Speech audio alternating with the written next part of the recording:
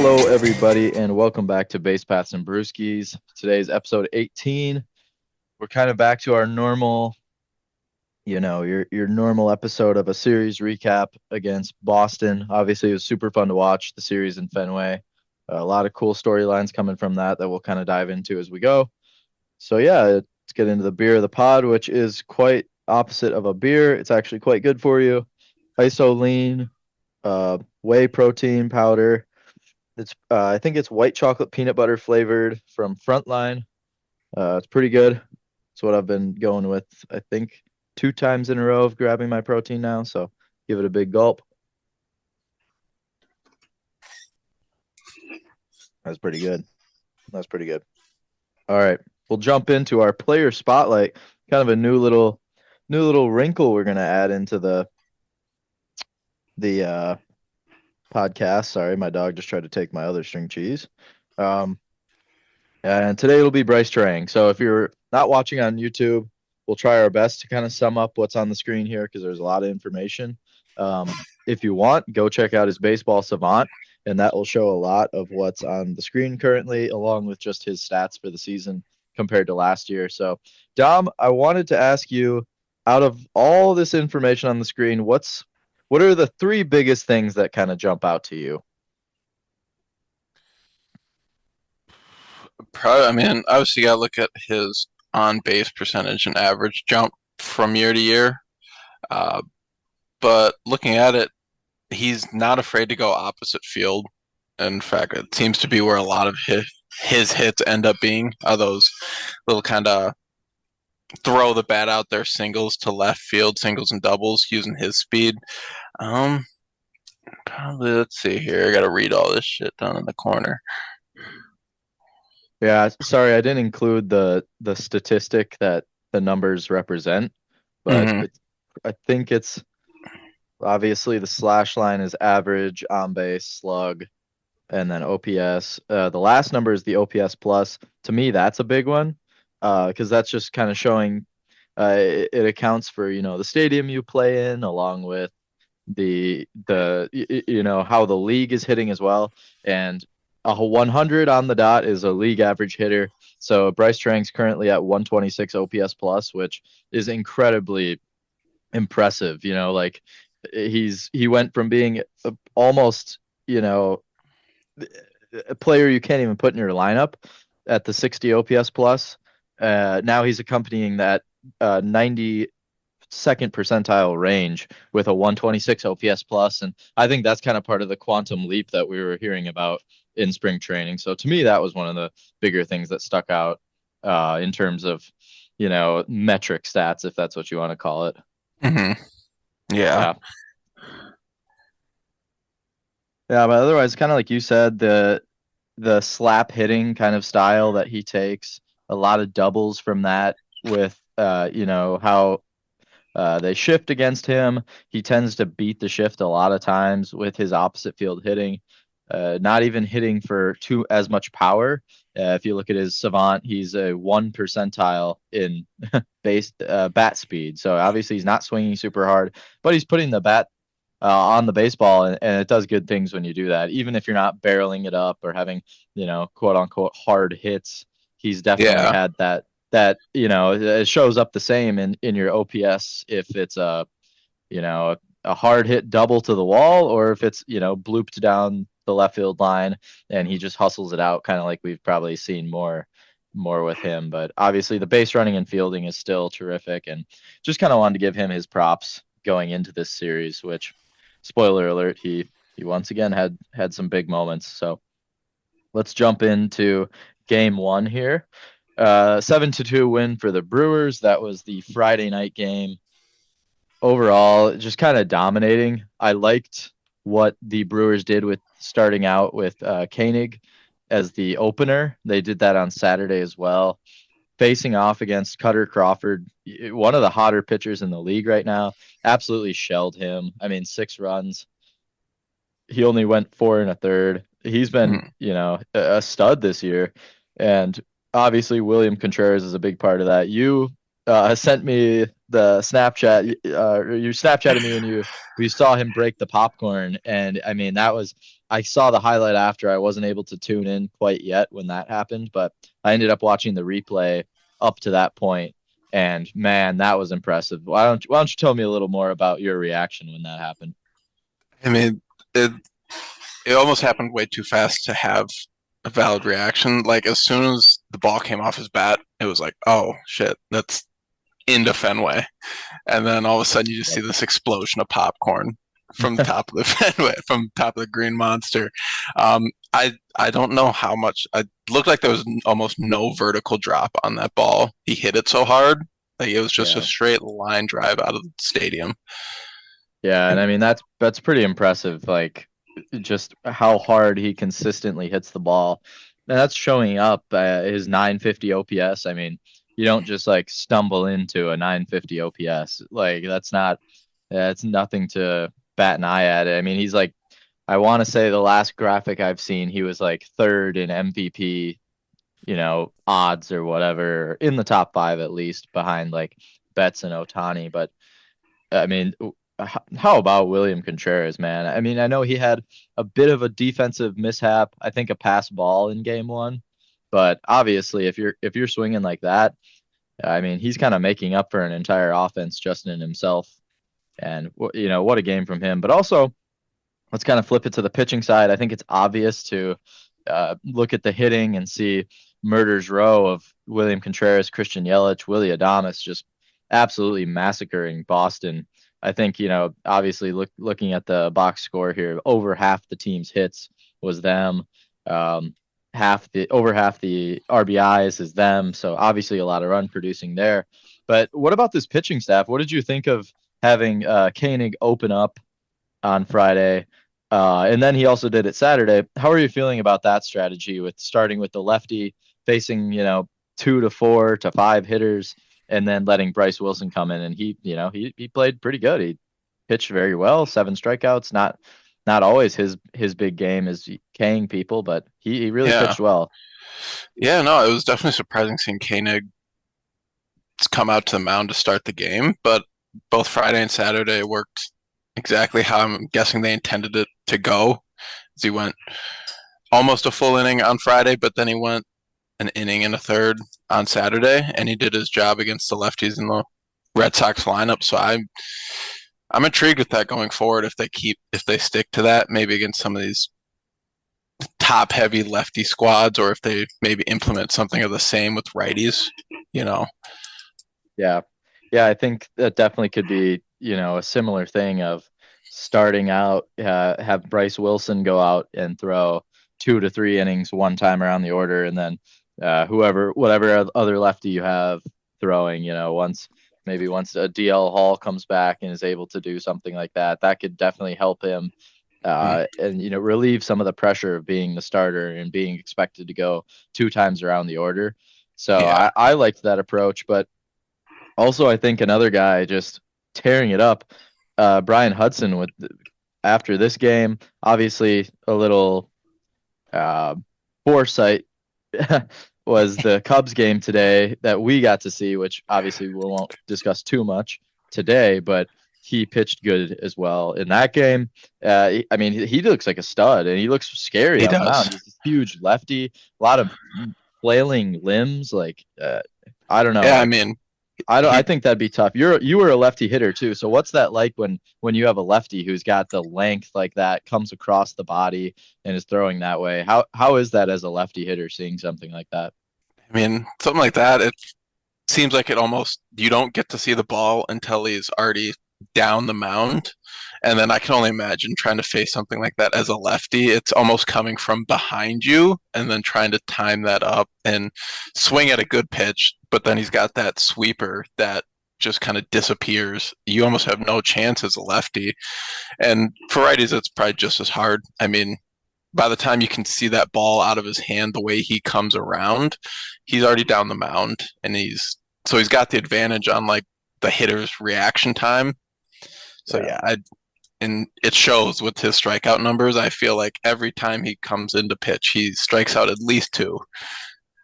yeah. He definitely has done his job in the strikeout department, but overall as a relief pitcher. I mean, well, as a pitcher in general, your job is to limit runs from the other team. I mean, that's the whole point of going out there. That's why we keep track of ERA. And I mean, Hudson does that. He goes in, he can pitch an inning. Obviously, in this game, he went two, and he was perfectly fine doing that. Really seamlessly pitching two solid innings, striking out a couple, and really not seeing much damage to him. And I think that was Mm. really cool to see, especially against a good offense like Boston. Boston has. I mean, they have some good hitters on there. If you look through their OPS numbers, obviously Devers is always going to be a good hitter. Jaron Duran's a great guy at the top of the lineup. Abreu, who I wasn't aware of his game per se. He was a solid player. Obviously struck out a decent amount in this game, but yeah, I think this was an impressive performance from the pitching as well. But obviously, Craft Brew Player of the Game, William Contreras for destroying the popcorn. So let's move on to game two here. Another win for the Brewers, 6-3. This was a fun one to watch. I was watching this Saturday. I'm kind of in the middle of starting to move out and organize stuff, so I got to watch this while doing that, which was kind of fun. But what were any takeaways you had from this game? Did you want to start with maybe the hitting, the pitching? What was more standing out to you? Um, this game, I'd probably say the pitching kind of stood out to me, especially Jared Koenig again in that opening role 2 days in a row. Uh, Came in, I think, they started with two lefties out of Boston, and then Tyler O'Neill and Rafael Devers, and he got through all four of them seamlessly, striking out three of them. So Yep. that's a great way to open up a game, especially against a huge power hitting team like Boston.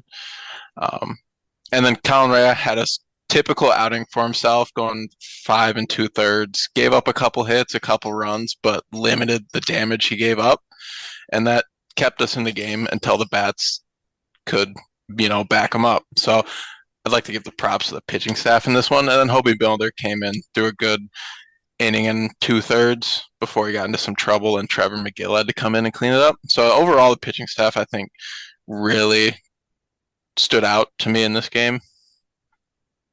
Yeah, I agree with you, and I think it's cool, kind of like you said.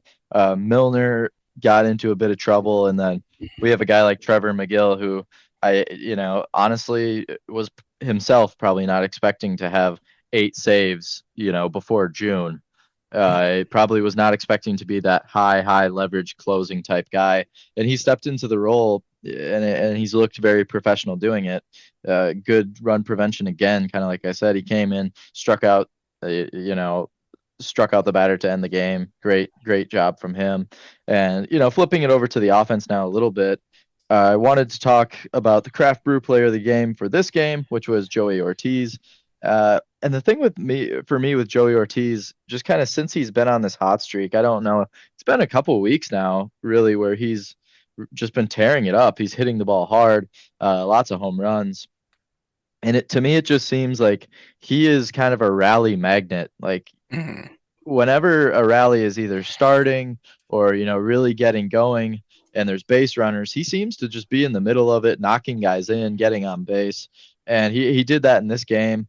I think he had, I don't know if it was just a base hit or if he doubled, but he knocked two in, and I believe it gave him the runs to put them, the winning runs, I should say. So a great job from Ortiz, and he's obviously playing solid defense as well. But really, I mean, the power that he's brought to the table is definitely going to bring him up in the lineup if he continues these numbers that he's been producing. A good righty bat like that, with some pop, is kind of what we expect from Willie Adames as well, which is they both have been delivering very similar seasons here. So Yeah, I think it's been very impressive. We have power and run producers all over the lineup, and I think that really showed in this game. yeah. And then another thing with Ortiz too is his glove at third base has been outstanding. So it's not like we're sacrificing the power hitting of a typical third baseman for the glove. He can kind of do it all. Yeah, and I think that's kind of why they included him in the Burns trade, was just to be a guy who can, once we move on inevitably, I'm sure, from Willie Adames. Sadly, I mean, he's obviously a fan favorite, but he's a guy who will likely transition into that shortstop role because of his defensive ability, and Mm, he showed it. Like I mean, even early in the season, making charging plays, and he's all over the field as a third baseman, and I obviously don't want him to be our everyday shortstop too soon because that means Adamas is gone, but I think seeing him as a shortstop is going to be a really fun thing when yeah. he's doing that every day and just flashing leather with Bryce Terang up the middle.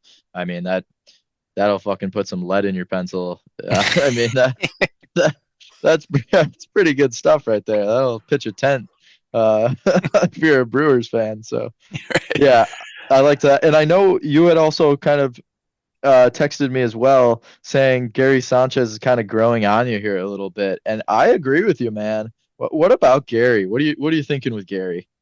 Yeah, I mean, it was right after in that third inning, that 5 run third inning the Brewers put up. He was down, I think 1-2 in the count, got a slider away, pretty much out of the zone, and he essentially just sticks the bat out there for a single back up the middle. And I was just kind of like, you know what? Right hand up. I was wrong about Gary Sanchez in the beginning. I thought he Yeah, was useless. me too. Me too. And I like to keep it positive, so that's probably why we didn't really say it necessarily on the pod, but I am right there with you. Yeah, I was kind of like, what man, this dude used to be an all-star. Like he was a stud, but I think another thing too that's going under the radar is that he is basically playing every day now as a DH or catcher. He yeah, gives William Contreras the time off to DH, which I think has led to him having a breakout. Well, not even a breakout. He was a Silver Slugger last year, but having the MVP caliber season he has, giving him the opportunities to take rest days as a DH and not on the bench. But I mean, think about between him, Contreras and Adamas, I don't think they've taken a day off. I mean, they've played every day, and I think that's yeah, a big credit to Gary Sanchez being able to, definitely be a good hitter against lefties, but then also he's been decent against righties as well. And if they're yeah, comfortable having him play DH whenever Contreras is catching, that's a good combo. It's working right now. So, yeah. well, let's move on to game three.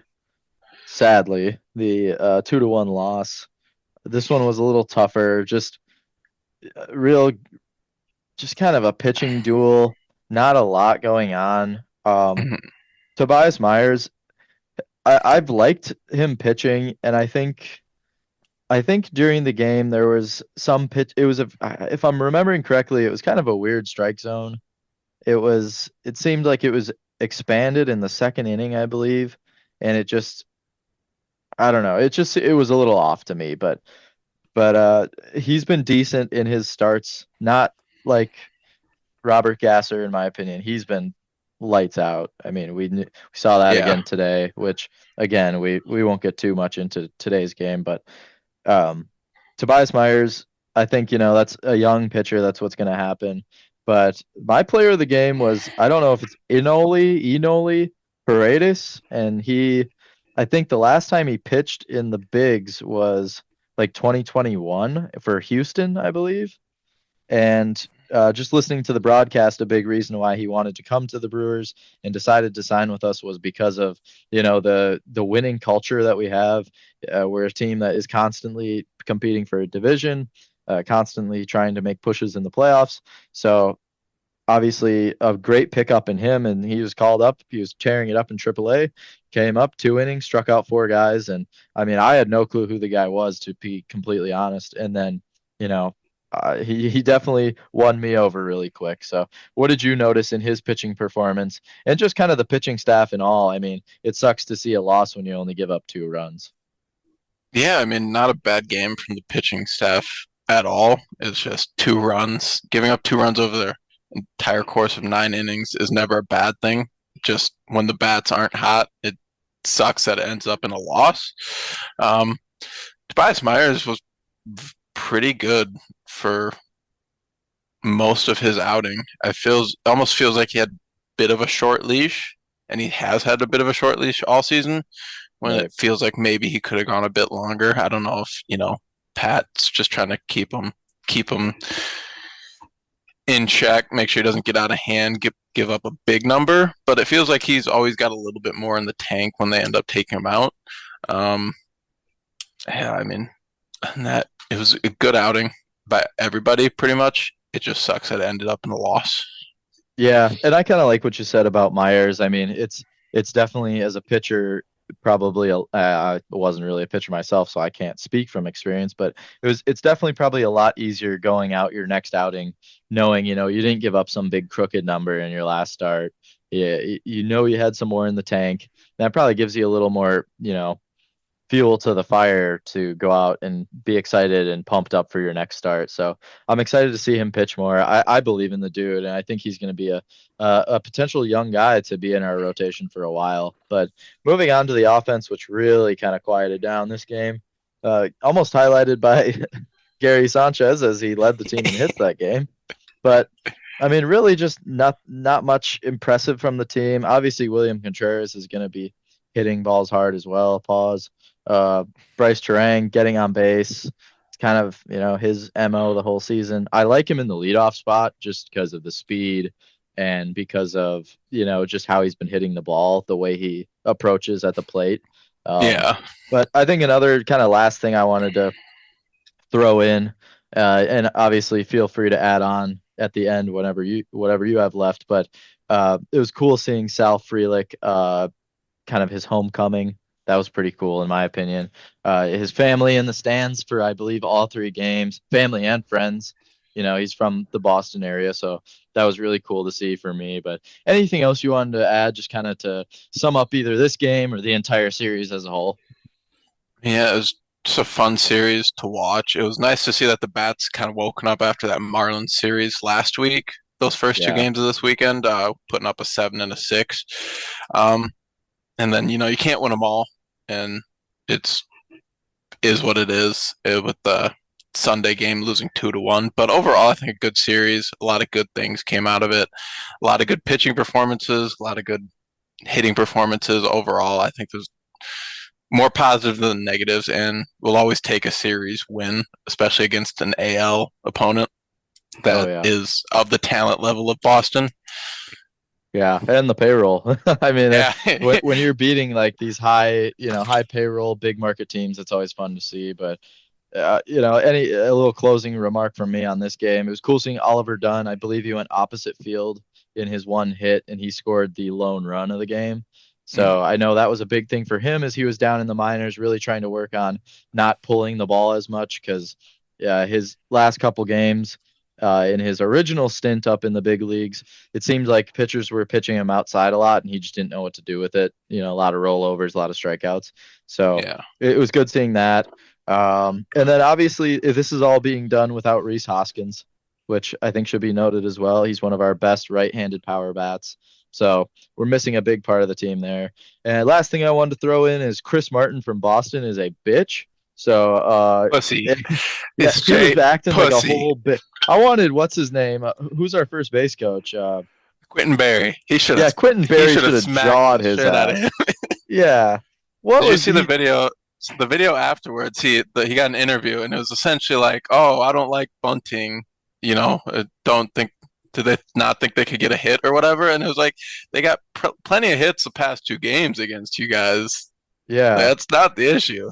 Yeah, I don't know. To me, that was just some like I don't know. That was just kind of a bitch move, and like I just really hope that he never ends up as a Brewer because after that, it really kind of put a sour taste in my mouth of the kind of Yeah, player he is. complaining about somebody bunting. It Yeah, just I mean sounds that's like he that's didn't want to baseball, move. dude. Yeah. Yeah, that's baseball. Like get your lanky ass off the mound, go field a bunt. Like come on, man. But anyway, let's wrap it up with the series awards. B&B MVP. I don't know how many he has now. William Contreras again. Just dude hits the ball hard. He plays every freaking day. So I mean, if you see him out there all the time, it's hard not to give him an MVP. Yeah. His OPS has been high. Average is in the 330s. The dude's a stud. His defense has started to kind of fall off a bit, and that could be due to the fatigue of playing so much. So I mean, I don't think a Gold Glove is necessarily maybe his goal now, but he's still in the National League MVP running, which is awesome. The Barrel Blaster Award goes to Joey Ortiz just for being that kind of rally guy, no matter where he is in the lineup, what position he's playing. He seems to be hitting the ball really hard and making a difference in every series. Crafty pitcher went to Jared Koenig for his two opening starts, I guess you can call it, his opening appearances, which he handled, very professionally. I know that's probably not an easy thing going out there facing, the 3 to 5 best hitters a team has to offer. Yeah. So he did a good job doing that. And then the series award, the one for this week or this series is the All Reliable, and that's Christian Yelich. I mean, he goes out there, he plays solid left field defense, which isn't as easy with the Green Monster. The outfield becomes a lot shorter, the bounces become a lot weirder, and he did a good job out there. Along with just being such a good bat, he's a leader on the team. He pretty much can play any role you need. He hits with power. He gets on base. Um, and we definitely missed him when he was gone this season. So it's good having him back. But anything you'd maybe do differently or any comments you wanted to make on this? No, I think these are all good picks. I will say William Contreras has been so good. He's got a case for all three of these hitting awards. Mhm. Just goes to show how good he's been so far, especially in this series. But yeah, I think these are all great picks. Yeah, I know.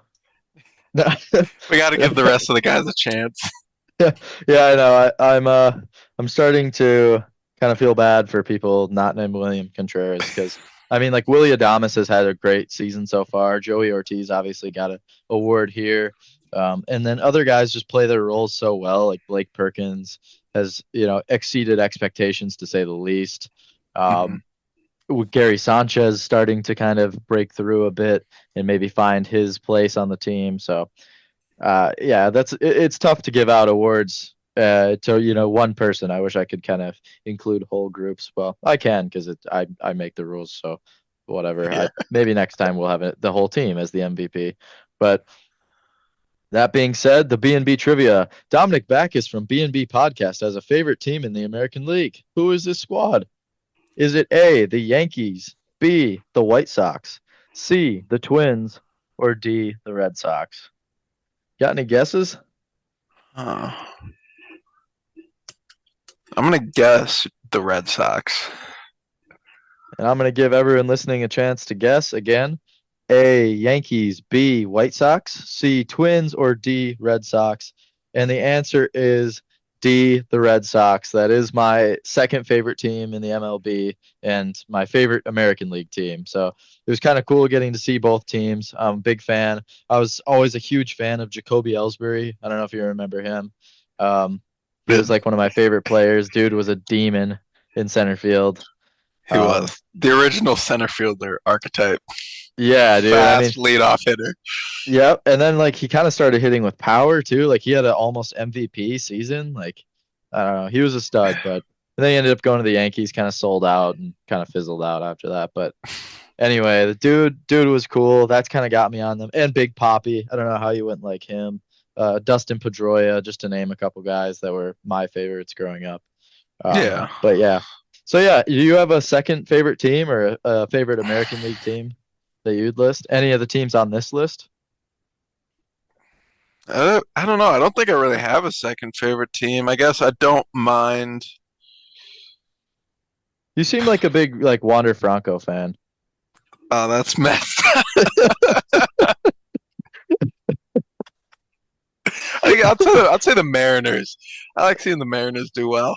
Yeah, a little Ken Griffey action. Yeah, yeah. Ken Yeah, Griffey rocks. Julio Rodriguez is, a that budding dude. superstar. He's got to have top 5 most swag in the game.